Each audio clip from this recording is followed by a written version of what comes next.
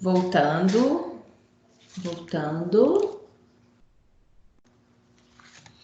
Estão me ouvindo? Sim. Ah, Sim. que bom. Obrigada, gente. Deixa eu ver aqui, meu povo. Alessandra, saudade de você, Alessandra. Deixa eu ver aqui. Aliás, saudade de todos, né, gente? É que a Alessandra estava sumida. Ei. O Coringa vírus. O Coringa vírus voltou.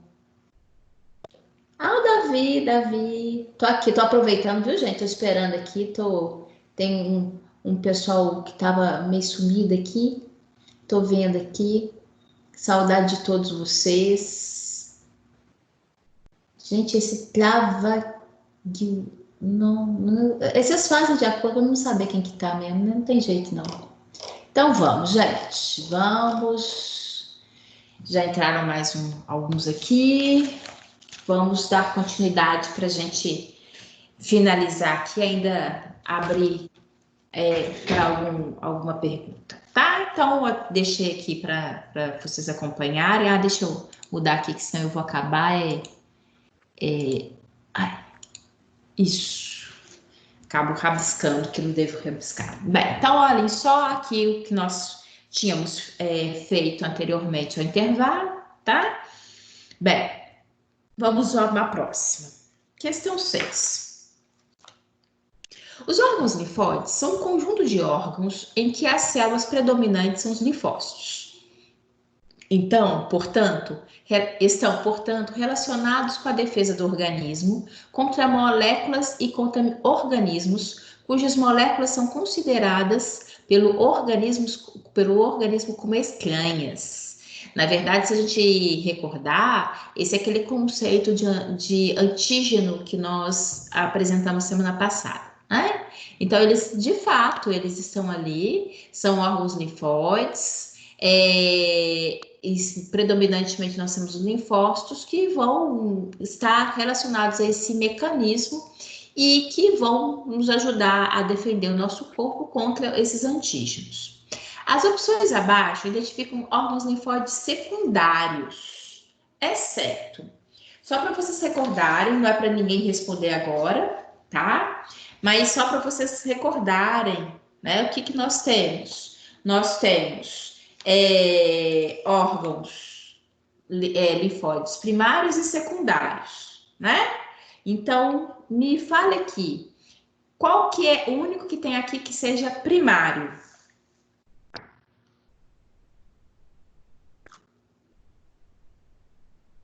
Medula óssea. Espera só um pouquinho, deixa o pessoal falar.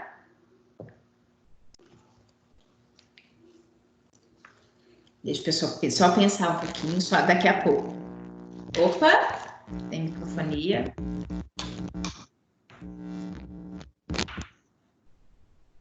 Ok.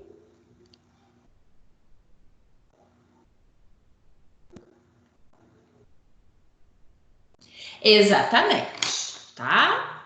Aqui, medula óssea. Por quê? Medula óssea e timo são órgãos linfóides primários, né?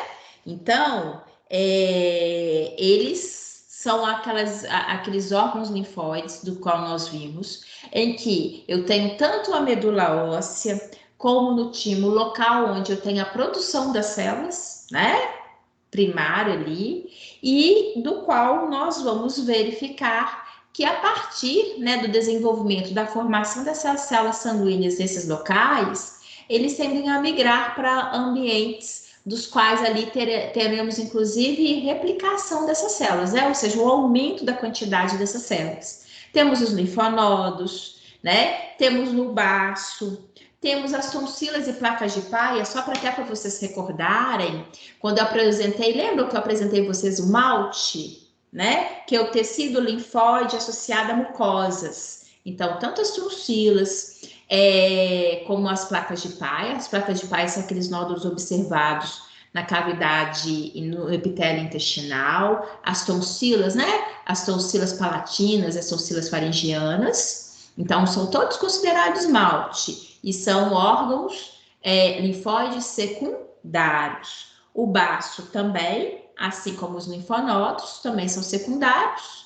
E a medula óssea, como aí falaram, certinho, né? É um órgão linfóide primário, juntamente com o timo, tá? Então, tá certinho, é isso mesmo. Vamos. Bem, o sistema imunológico é dividido em dois grandes ramos, o sistema inato e o adaptativo. O sistema inato caracteriza-se por responder aos estímulos de maneira não específica. O sistema imune adaptativo caracteriza-se por responder aos antígenos de modo específico, apresentando memória.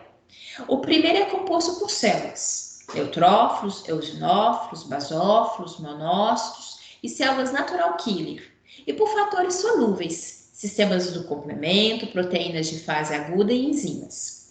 O segundo é composto por células, linfócitos T e B, né? São os linfócitos que nós falamos anteriormente, e por fatores humorais, as imunoglobulinas. Vale até porque eu ainda não chamei a atenção de vocês, na hora que a gente fala humoral, significa mediado por anticorpos, tá, gente?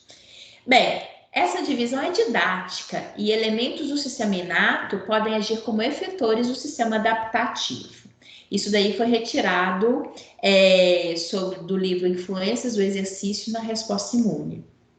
Bem, na verdade, um artigo foi da Revista Brasileira de Medicina e Esporte. Enfim. Bem, ainda sobre as células do sistema imune, relaciona a primeira com a segunda coluna e depois marca a alternativa. Mas, na verdade, acho que eu não dei alternativa, não. Dei não. Porque para esse tipo de apresentação aqui com vocês, eu acho pouco produtiva, tá? Então, pensem aí direitinho que a gente vai fazer igual anteriormente, tá? Bem, vou aqui verificar para vocês as opções. Qual que é o granulócito sanguíneo que contém enzimas que são danosas às paredes celulares de parasitas? Pensem aí. Quais são aqueles produtores de anticorpos? Hoje, inclusive, a gente já mencionou isso aqui. Quais são aqueles considerados precursores dos macrófagos? Quais que são as células fagocitárias? E quais são aquelas que capturam micro-organismos e outros o que aqui? E outros antígenos, apresentando-os aos linfócitos. Então, pensem aí bonitinho, que a gente já vai fazer associação. Aqui é porque eu fiz um Ctrl+C, Ctrl+V, saiu tudo desregulado. Enfim, mas a gente vai fazer a ligação aqui, fica bonitinho. Pensem aí, faça a associação para a gente corrigir.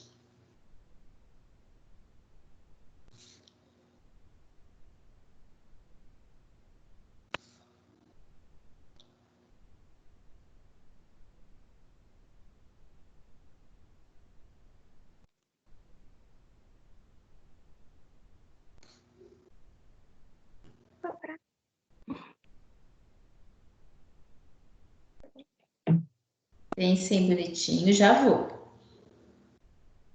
É porque senão tem gente que não vai conseguir relacionar.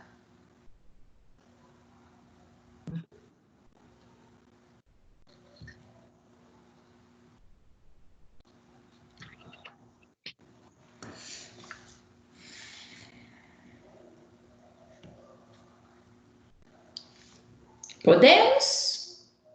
E fala, qual que é a célula, que é uma célula granulócita sanguínea, que contém enzimas que são danosas às paredes celulares de parasitas? Isso daqui ajuda muito a identificar. Exatamente. Vou até ligar aqui, ó, para não ter dúvida, tá? O eosinófilo. Hoje mesmo nós já falamos que essas células são produtoras dos anticorpos, que são os...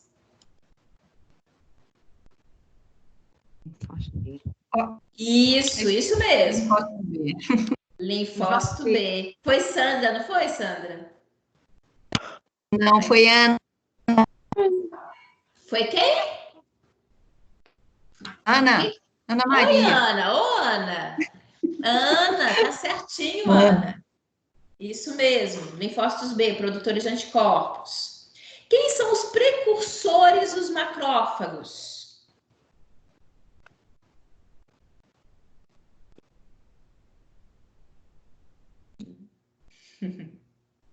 Não? Então, deixa eu mudar. Vamos aí, vamos como se fosse prova mesmo. Quem são células fagocitárias? Quem realiza fagocitose? São as células, vamos dar dica. São as células observadas em maior quantidade. Tem de 2 a 5 lóbulos no núcleo. São os? Neutrófilos. Isso. Os neutrófilos. Estou aqui justamente para vocês verem, até por associação, vocês vão chegar à conclusão do que vocês tiveram dúvida. Quem é que captura os micro-organismos e apresentam aos linfócitos? Na letra C, é os monócitos. Isso. Então, vamos primeiro aqui, ó. Quem captura os micro-organismos e outros antígenos e apresentam aos linfócitos? São as células apresentadoras de antígenos. Exatamente, são as células apresentadoras de antígenos, isso mesmo, certinho. E quem falou aí, né, que quem é precursor dos macrófagos são os monócitos. Isso, falou certinho, é isso mesmo, são os monócitos, tá? Então, olhem só, vocês na verdade tiveram maior dificuldade nos monócitos, né? Se vocês se recordarem, os monócitos são aquelas células que apresentam o núcleo em formato de rim ou de ferradura, né? E que eles são realmente, o que nós denominamos precursores dos macrófagos, tá bom? Bem, então, tirando esse que eu senti que foi a maior dificuldade, os demais vocês acertaram, né? Essa daqui, inclusive, fala célula apresentadora de antígeno. Apresentam, né, os antígenos aos linfócitos. Então, também fica fácil. Enfim, mas vocês associaram bonitinho. Vejamos para a próxima pergunta. Pergunta número 8. Deixa eu pegar aqui o apontador. Bem, dei um tempinho para todo mundo pensar, tá? Porque eu sei que tem gente que às vezes não esteja falando, que também fica receoso de falar e tá errado, que é bobagem, mas está aí fazendo, né, para poder verificar o que está, né, o tanto que tá, o que aprendeu, o que tem dificuldade ou não. Então vamos dar um tempinho para as pessoas responderem, todas pensarem aí. Olhem só, a metaplasia ocorre geralmente por uma irritação local. Inclusive, hoje a gente já falou na hora que nós recordamos, né? Lembra aquele primeiro caso clínico que foi do esôfago de Barré, né? Então, ocorre geralmente por uma irritação local, por exemplo, nas vias respiratórias. E quando acontece uma irritação crônica causada pelo fumo, o seu epitélio pseudoestratificado ciliado se transforma em epitélio escamoso, né? Bem, desta forma, qual das alternativas abaixo está correta a descrição de metaplasia? Então, pensem bonitinho, assim que achar, só dá um tempinho para o colega pensar também.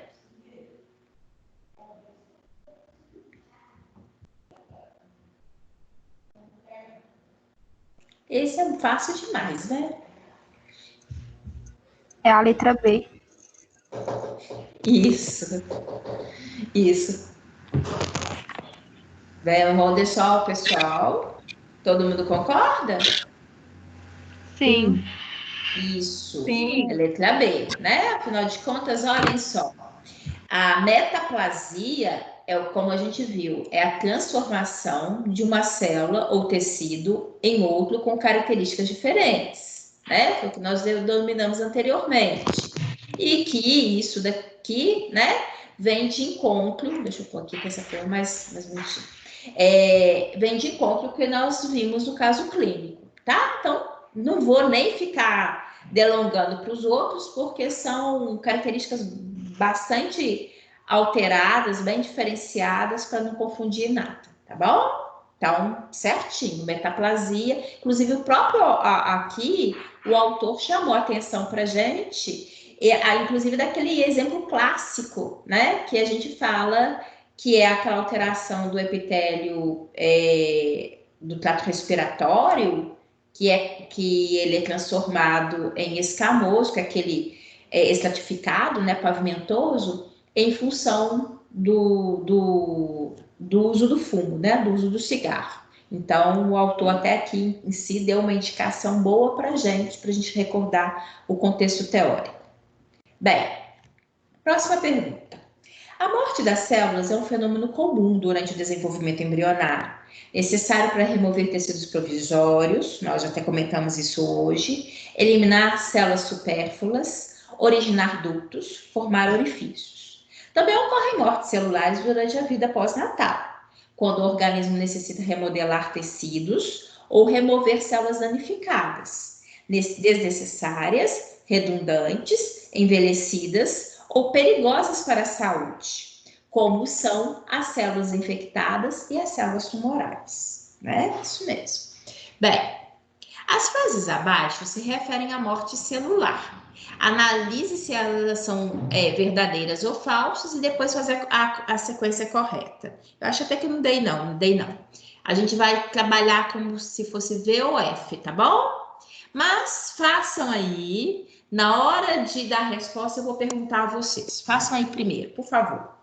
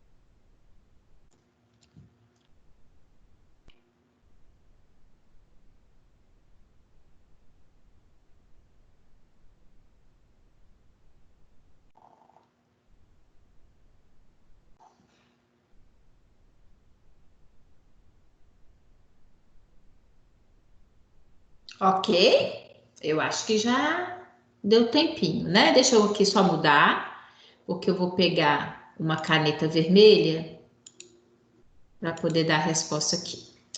Vocês vão me falar, eu vou falar frase por frase e vocês vão me falar se ela é verdadeira ou falsa, tá bom?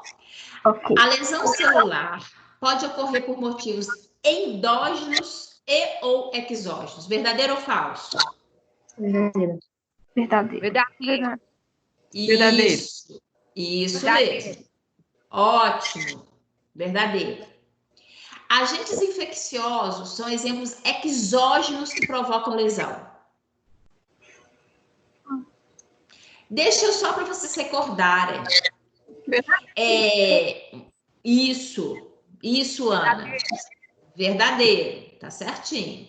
Mas deixa só porque às vezes pode ser motivo de dúvida aí. Na hora que a gente fala motivo endógeno, gente, tem um som alto. Por favor, desligue o microfone, por gentileza. Obrigada. Só para todo mundo lembrar, motivos endógenos são motivos próprios. Por exemplo, a característica do meu sistema imunológico, né? Características minhas, meu estado nutricional, Genética. idade, genética, exatamente. São características minhas. Exógenos são externos. Então, até por isso, parece que vocês ficaram na dúvida, exógeno é de fora. Realmente, agentes infecciosos, eles vêm do meio externo, né? E eles podem promover lesão. Então, quando a gente fala exógenos, são externos, são agentes infecciosos, realmente o são, né? É quando, por exemplo, é um ácido que cai sobre a minha pele, é algo pesado que possa, inclusive, agredir, né? Fazer com que haja esmagadura tecidual, então tudo isso é externo, tá bom? Só para recordar. Bem, a lesão celular ocorre quando estímulos nocivos extrapolam a capacidade adaptativa e de manutenção de equilíbrio da célula. Verdadeiro ou falso? Verdadeiro. Isso, verdadeiro, né? Exatamente isso. Porque caso contrário, né? Tô ali, tem um estímulo e a minha célula, na verdade, por mais que ela tente, ela acabou sofrendo lesão. E aí, é até o complemento dessa linha de raciocínio, a lesão celular, ela possa ser tanto reversível como irreversível, né? Então, essa é uma afirmativa Verdadeiro. verdadeira. Isso mesmo, tá? A lesão irreversível causa morte celular. Verdadeiro. Verdadeiro, tá? Verdadeiro. Eu, inclusive, aqui, eu quis, na verdade, destacar com vocês conceitos corretos, né? Fixar conceitos corretos, para ficar isso mais na mente de vocês, tá bom? Então, realmente aqui, todas são verdadeiras, tá? Próxima, pergunta 10. Professora, Diga! só uma pergunta rapidinho, só para... Pode falar. Quem quer? Diga, Daniel. Diga, Daniel. Todo dano irreversível vai causar a morte celular ou pode ter caso que a célula só vai perder a função, por exemplo? Não, quando ele é irreversível, não tem retorno. Aí ele acaba morrendo. Tá bom. Tá? A célula, ela acaba quando ela perde, ela perdendo função, Daniel, ela vai literalmente caminhar para a morte. A não ser que aí fosse situações, por exemplo, que você vê uma situação de alteração celular, em que você vai ter uma de displasia, né? Metaplasia, enfim, alterações, inclusive, metaplasia não, displasia e alterações do núcleo celular, tá? E às vezes ela até consegue permanecer-se viva, mas aí ela já perde completamente a configuração original. Então, eu não posso nem falar que a célula anterior existia, ela muda completamente, tá? Aí seria no caso, por exemplo, de tumor maligno, tá certo? Ok, obrigado. De nada.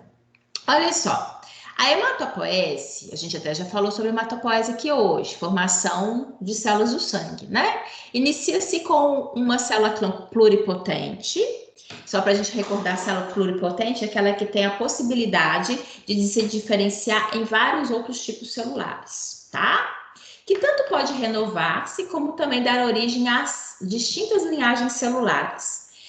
Para vocês entenderem, na hora que fala tanto pode renovar-se, se vocês recordarem lá do material que eu coloquei para vocês, lá nos slides, a célula pluripotente, ela se divide, ela vai dar origem à célula idêntica a ela, que inclusive é aquilo que a gente fala que ela mantém o pool de células tronco, né? Ou seja, porque se elas sempre se diferenciassem os tipos celulares, ia chegar a um ponto que eu não ia ter célula tronco pluripotente, né? Então, por isso que ele fala aqui. Tanto pode renovar-se, ou seja, dar-se origem a novas células tronco, como também dar origem a células de linhagens distintas. Essas células são capazes de repovoar o organismo, cujas células tronco tenham sido eliminadas por irradiação ou quimioterapia letais. As células tronco pluripotente estão localizadas. Aí pensem direitinho, que aí, vocês já vão me dar a resposta já já. Mas pensem, não falem por enquanto, não. Você pode voltar na pergunta? Posso, porque eu acho até... Deixa eu ver aqui. Não fala não. Eu pensei até que no próprio enunciado falava. De nada, Lucas. Mas pode passar? Para ver a opção? Pode sim, tá só emoção. Uhum. Veja aí as opções. Pensa, daqui a pouco eu vou perguntar.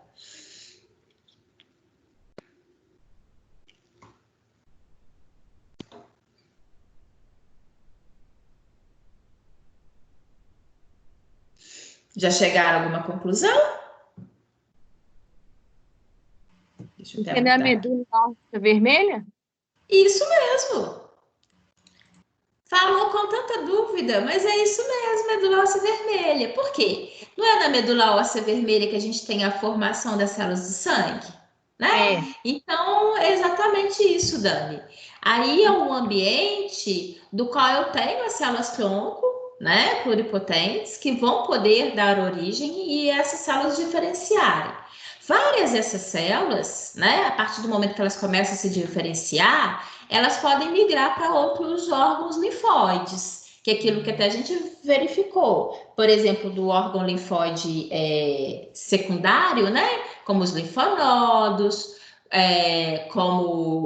como o baço, enfim, elas podem migrar e lá na verdade, conquistar o que a gente chama de maturação celular, né? Mas é isso mesmo, C de casa na medula óssea vermelha, que é o local onde a gente tem essa formação celular inicial, tá? Certinho. Bem, próxima pergunta. Questão 11. Ao falar sobre o sistema imunológico, muitas pessoas lembram-se apenas da defesa por meio da produção de anticorpos, né? Até, na verdade, essa é clássica porque é um tipo de defesa humoral, como eu falei com vocês, né? Mediada por anticorpos, um tipo de resposta específica, enfim. Entretanto, algumas células, como os macrófagos, são capazes de englobar e digerir organismos invasores. Um processo conhecido por... Pensem.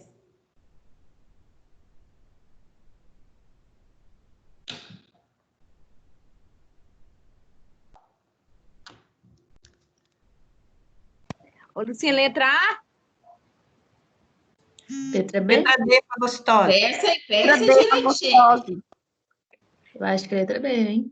Não, Lucinha, não. Fagocitose? Calma, gente, calma. Essa, na verdade, ela é bem... A gente já utilizou esse termo, eu falei para vocês, vai ter... Eu não vou me antecipar, não, mas eu coloquei, eu não sei, deve ser por agora. Eu coloquei um desenho, e o pior que eu já toda... Enfim, deixa quieto, não vou falar não só do resposta, mas deixa quieto. Vamos por partes aqui. Fagocitose, aqui é questão, resposta correta é fagocitose. Fala demais, né? Não queria falar outra coisa sem falar da resposta antes. Mas deixa só para vocês entenderem aqui. Olhem só. Onde pegar isso, né? Para a gente lembrar. Olha, algumas células, como os macrófagos, são capazes de englobar e digerir organismos invasores. Eu sou péssima em desenho, mas eu vou ousar fazer aqui, ó, só para vocês recordarem o que eu... Deixa eu ver, caneta preta. Olhem só. Imagina aqui uma célula, tá? Ah, eu queria preto. Imagine uma célula. E aqui, ó, deixa eu fazer assim. Vocês vão entender o que eu quero fazer. O que é fagocitose? Imagina aqui uma célula, como um macrófago, como um neutrófilo. Hoje, inclusive, nós falamos que o neutrófilo realiza fagocitose. E aqui eu vou pegar uma outra cor. Imagine aqui, ó, uma partícula, tá? Esse processo, gente, perdão pelo desenho, tá? Vocês imaginem. Se eu ali com o lápis na mão já não é muito bom, mas só para vocês recordarem. Eu tenho uma célula e ela envolve, na verdade a gente fala que ela possa emitir pseudópodos, ou seja, falsos pés. E no que ela envolve, na hora que ela vai englobar, né? Ela possa englobar um corpo estranho, uma partícula qualquer, e essa estrutura aqui, ela passa a se tornar interna à célula. E aí, só para vocês se recordarem, tem as enzimas digestivas que vão poder unir a esse ambiente e realmente digerir, tá bom? Então, a gente deu aqui como exemplo, no enunciado, deu como exemplo o macrófago, mas o macrófago, mas o neutrófilo, tá? Se vocês se recordarem, eu não vou aqui não, que eu acho que se vocês, depois se for o caso, eu até volto em termos de slide. Os primeiros slides, quando eu mostrava a vocês que, por exemplo, tem um fiapo de madeira na minha mão, aquele desenho, só para vocês recordarem, um fiapo de madeira na minha mão, e de repente tem aquelas células que vão chegar naquele ambiente, porque houve uma lesão, porque tem um processo ali inflamatório inicial, são células que vão realizar o que a gente chama de fagocitose, tá bom? Bem, aqui, é porque eu não queria dar spoiler da resposta, né? Mas é isso mesmo. No esquema a seguir, estão representadas em 1 e 2 propriedades dos leucócitos, denominadas respectivamente. Parem para pensar e me falam. Esse é o 1 e esse é o 2. O que está acontecendo aqui? Reparem que é essa saída das células do ambiente sanguíneo. Isso aqui recebe um nome, tá? E aqui, olha, para lembrar, né? É um processo do qual a gente verificou que também é o englobamento de partículas. Também tem um nome, que é o que a gente acabou de ver anteriormente. Então, aqui, pensem qual letra dessas vocês marcariam. Pensem por enquanto, que vocês já vão me falar.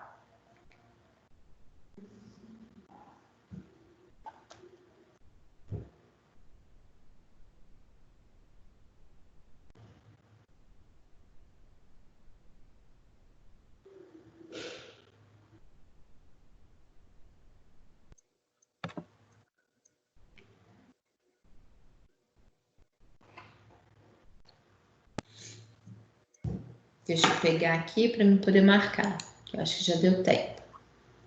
Marca aqui. A letra D?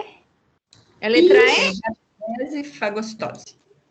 Isso, letra D de dado. Oh, meu pai. Deixa eu apagar. Borracha. Isso mesmo. Deixa aqui marcar, porque aí para vocês. Diapedese e fagocitose. Tá? Para começar a fagocitose, eu tinha falado anteriormente, né? Inclusive o desenho que eu fiz anteriormente, eu queria fazer bonitinho assim, tá? Os meus predicados artísticos não me permitem ir tão longe, mas é esse processo que é de fagocitose, tá? E aqui, como eu chamei a atenção de vocês, o que nos remete, na hora que ele fala desse processo, se vocês recordarem também depois, olhem lá no nosso material, quando eu chamei a atenção de vocês, que as células, imaginem que houve uma agressão, né? E aí tem aquela liberação de prostaglandinas, de histamina, aí as células que estão dentro do vaso sanguíneo vão sair para um processo ativo que nós denominamos de diapedese, tá? Então, na hora que o autor nos coloca aqui essa imagem de leucócito, né? Uma célula de defesa do sangue saindo do ambiente vascular, é um processo que nós denominamos de diapedese, tá? Então, só para a gente recordar isso. E já que a gente mencionou, só para lembrar vocês, hemácias não saem, tá?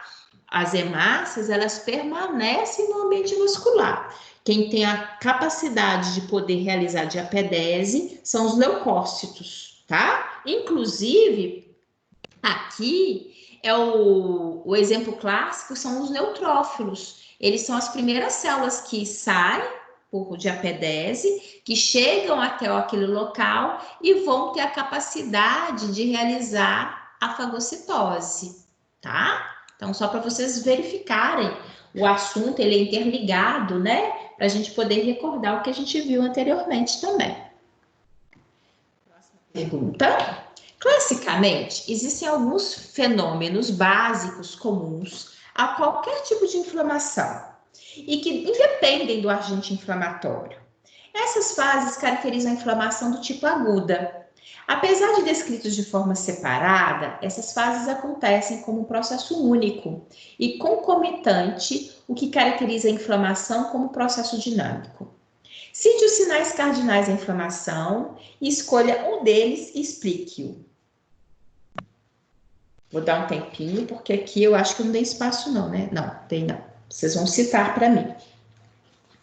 Quais Quais são os sinais cardinais? Hoje, inclusive, teve, eu acho que foi uma das primeiras perguntas, eu citei para vocês. Eu falei dos 5. Nenhuma das perguntas tinham 3 e eu acrescentei. Falei assim, ó, esses são os sinais cardinais da inflamação. Quais são eles? Dor, rubor, calor e edema. Dor, rubor, calor, edema e tem a quinta. Humor? Perda de Não. função. Exatamente, tá?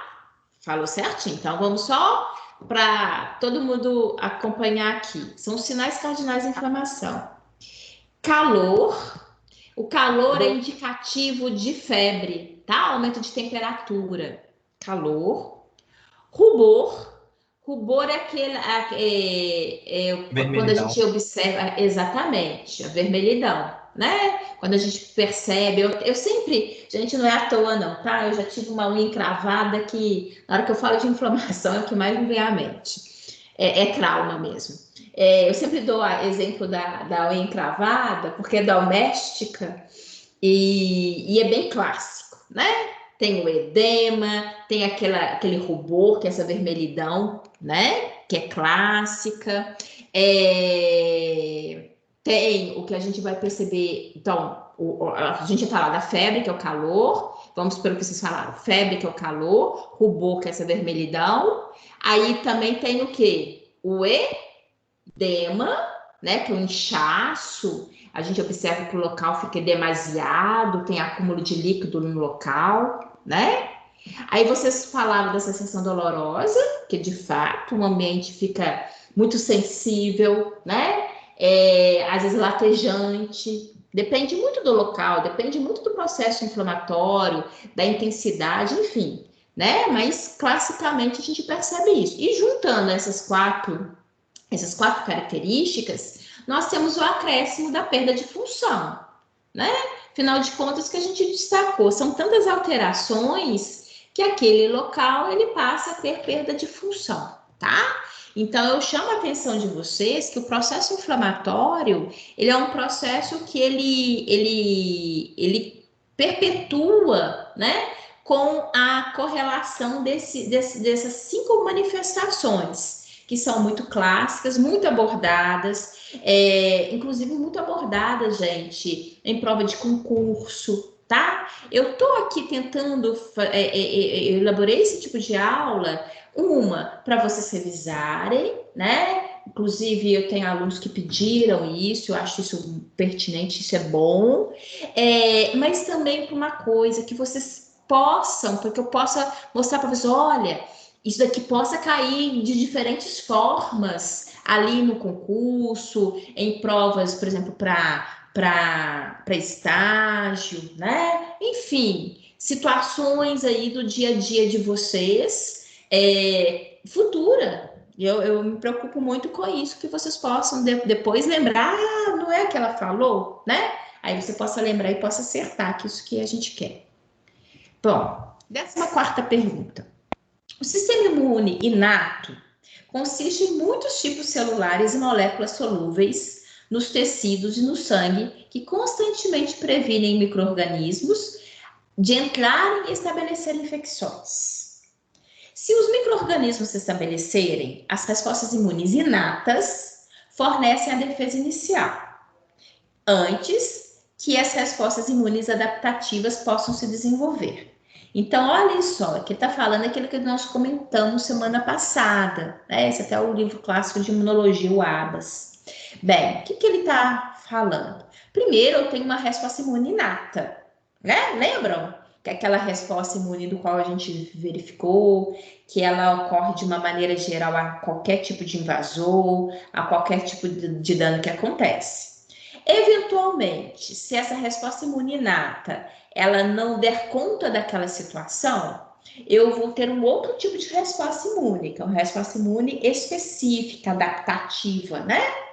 Que aí vai ter tanto essa parte celular, como também uma parte humoral, que é aquilo que eu já falei com vocês, que é mediada por anticorpos, tá bom? Bem, deixa eu ver, eu nem sei se eu falei demais. Vamos ver o que vai perguntar aqui. Em relação ao sistema imune, podemos afirmar. Bem, eu vou ler todas para vocês identificarem, mas fiquem caladinhos. A resposta imune inata, também conhecida como resposta imune específica, é a primeira linha de defesa do organismo contra antígenos. A resposta imune inata não é preciso o contato prévio com o patógeno para que a resposta se inicie. Quando ficamos gripados, a primeira resposta de defesa do organismo ocorre a partir de uma resposta imune adaptativa. Quando a agressão do tecido causada pelo antígeno ultrapassar os 5 dias, podemos dizer que a resposta imune inata foi eficiente no processo de defesa? A resposta imune humoral é um tipo de resposta inata ou natural. Então, pensem, para vocês me darem resposta. Já já eu vou pedir, mas essa daí dá um tempinho maior para todo mundo lembrar.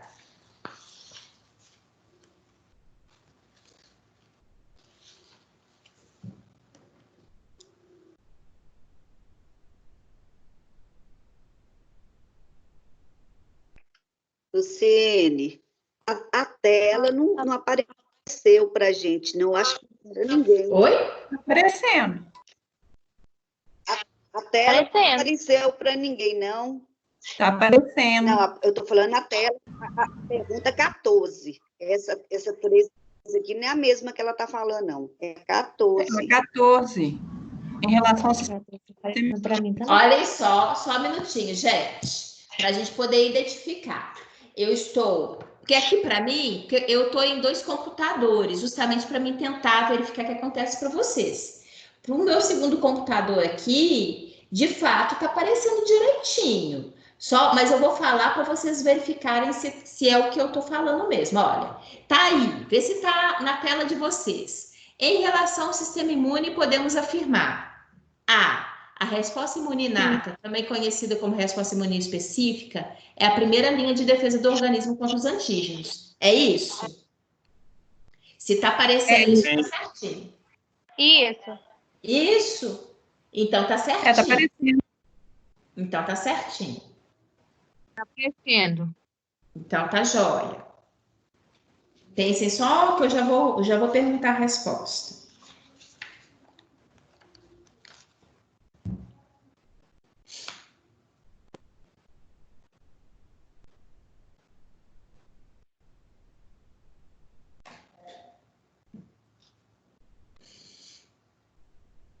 Ok? Letra A. Letra A. Nossa. Vê aquilo que possa ser, ou seja, a frase que está correta.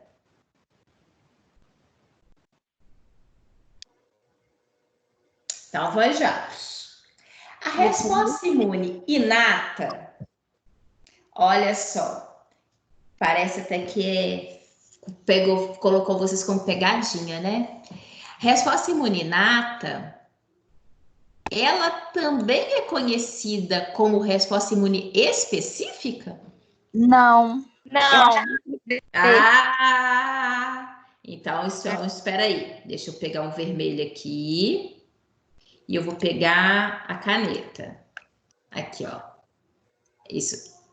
Oh, gente, eu queria vermelha, mas tudo bem. Ela não é específica. Agora, reparem essa frase agora. Para a resposta imune inata, não é preciso contato prévio com o patógeno para que a resposta se inicie. Tá certo? Tá certo, eu acho. Tá certo. Olha só para vocês terem uma ideia do raciocínio. Lembram daquela imagem que apareceu várias vezes? Por exemplo, um fiapo de madeira atingindo um tecido? Não foi? Até falei assim, gente, pode ser um fiapo de madeira, possa ser um pérfuro cortante, possa ser um machucado. O fato é que qualquer coisa, por exemplo, se agora eu machucar o meu braço, né?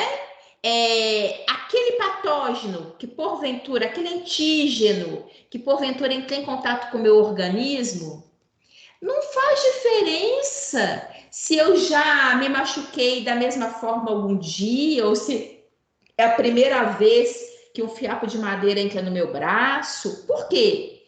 A resposta imune inata é essa resposta. onde eu terei neutrófilos que vão chegar, que vão sair dos vasos sanguíneos por diapedese. Então, eu não preciso de contato prévio, né? O contato prévio, só para vocês terem uma ideia, ele é necessário na resposta imune específica ou adaptativa. É por isso que a gente vacina. Porque na hora que eu vou lá e me vacino, qual que é o meu objetivo? De apresentar para o meu corpo, previamente, um antígeno, para que o meu corpo comece a produzir anticorpos, para que aí um dia, eu até espero que não, mas se um dia aquele agente, né, quer seja viral, bacteriano, enfim, se eu entrar em contato com ele, que o meu organismo já o reconheça. Então, essa frase aqui, ó, ela tá verdadeira. Deixa eu até colocar que eu vou marcar ela aqui para vocês. Ela é... Ai, agora eu pego a cor errada. Ela é verdadeira. Não é preciso contato prévio, ou seja, o contato anterior para que a resposta se inicie. Mesmo porque a resposta não vai ser muito elaborada. É no máximo a tentativa de fagocitose ali, limpeza do ambiente. Então, aqui, essa daqui funcionou como pegadinha para vocês, tá? Mas é só para ter cuidado e ter essa maldadezinha aqui, que às vezes, né, uma palavrinha aqui coloca a frase toda errada. Bem, nós vamos para a 15ª e, se não me engano, é a última pergunta, tá, gente? Bem, a resposta imune tem papel fundamental na defesa contra agentes infecciosos e se constitui no principal impedimento para a ocorrência de infecções disseminadas, habitualmente associadas com alto índice de mortalidade. É também conhecido o fato de que, para a quase totalidade das doenças infecciosas, o número de indivíduos expostos à infecção é bem superior ao dos que apresentam doença, indicando que a maioria das pessoas tem condições de destruir esses micro-organismos e impedir a progressão da infecção. Ok. Marca a única propriedade que não se refere à resposta imune adaptativa. Lembrando que resposta imune adaptativa é resposta imune específica. Tá bom? Qual que é a única propriedade que não se refere à resposta adaptativa? Letra T? Isso, Fabiana. Certinho, tá? Certinho. Por quê? Vejamos. A resposta imune específica, ela apresenta diversidade, sim, por isso que ela é específica, né? Eu tenho uma resposta específica para um antígeno, eu tenho uma resposta específica para outro, ou seja, eu vou produzir anticorpos específicos e existe uma grande diversidade de resposta. Então, diversidade, especificidade é correto. Existe também memória. Semana passada mesmo eu comentei isso com vocês. Por quê? Não adianta eu reconhecer hoje um invasor e daqui a um mês, se eu entrar em contato com ele, meu organismo não reconhecer. Então, precisa ter um mecanismo de memória. Sim, tá correto. E existe, na resposta imune adaptativa, uma resposta imune com produção de anticorpos. Existe o envolvimento dos linfócitos B. Por quê? Porque eles são produtores de anticorpos, tá? E a resposta imune adaptativa, ela é justamente um tipo de resposta em que eu quero dar uma resposta mais rápida do meu organismo. Por isso que a gente, na verdade, tem na vacinação. Por quê? Eu quero que tão logo, eventualmente eu tenha o contato ali, deixa eu apagar para vocês não acharem que eu marquei. Tão logo eu tenho contato com o agente agressor, eu preciso de uma resposta rápida, né? Então, como a Fabiana falou, tá certinha, a resposta aqui, que é a única que não relaciona-se à resposta imune adaptativa ou específica, é uma resposta lenta, tá? Deixa eu ver se tem mais alguma. era isso mesmo, tá? Gente, enfim, como eu falei com vocês, eu acho importante da gente ter esse momento de tirar dúvida, de provocar vocês mesmos, né? Porque senão fica muito... A gente fala e, assim, entendendo ou não, a gente às vezes aceita, né? Mas que fica aí com vocês, para vocês estudarem, para vocês exercitarem, tá? Chamando a atenção, então, de vocês, aquilo que eu falei anteriormente. Fico com esse comprometimento. Eu vou dar o retorno para vocês, tá? Se eu puder fazer a liberação do material antes, eu libero. Mas, de qualquer forma, vocês sabem que a nossa atividade, ela para ser, então, entregue até no máximo dia 30, é manuscrita, é individual e vai ser na forma de um caso clínico, tá bom? Que eu vou ali dar um caso clínico e fazer perguntas pertinentes a ele e à nossa matéria, para vocês se envolverem cada vez mais com o assunto e para a gente, na verdade, consolidar bem, para a gente ir para a segunda etapa, tá bom? Alguém quer mais fazer alguma pergunta, algum questionamento? Só chamar a atenção de você. Diga, Ana. Pode falar, Ana. Uma coisa, aquele exercício que você deu dos desenhos, só para... tem algumas células que são fagócitos, né? Isso, células fagocitárias.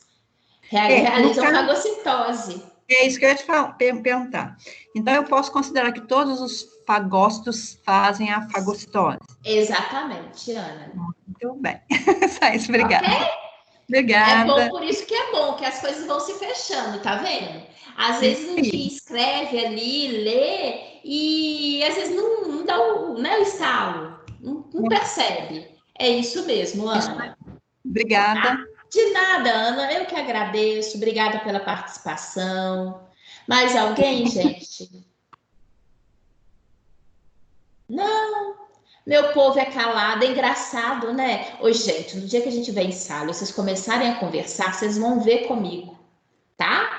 Vou arrumar muita água fria lá fora para poder ficar jogando vocês. Pior que eu tô com saudade, tô doida para poder ver vocês lá e até para ouvir um pouquinho mais a voz de vocês. Meus alunos, então, uma boa noite para vocês, viu? Fiquem com Deus. Good night. Boa noite. Boa noite, boa noite. Boa noite a todos, viu? Aos meus alunos da biologia, aos meus alunos da físio, segundo e terceiro períodos. Beijão a todos vocês, tá? Fiquem com Deus. Amém, Luciane. Fique com Deus também. Tchau, Ana. Tchau, Dani. Tchau. Tchau, gente. Tchau. Fiquem com Deus. Boa noite. Estudem. Boa noite, Sandra. Vai com Deus. Tchau, boa noite. Tchau, Pedro. Ô, Pedro, cadê o Felipe? Hoje ele não entrou, não. Não entrou, não, né? E o Não. da biologia tá caladinho. Cadê meu povo? Eu vejo que eles estão aqui, mas tô caladinho, com saudade de vocês. Você só acabou de falar, eu quero ouvir. Beijo pra vocês. Viu? Tchau. Tchau, Heber. Tchau, Tamires. Tchau. Boa noite para vocês.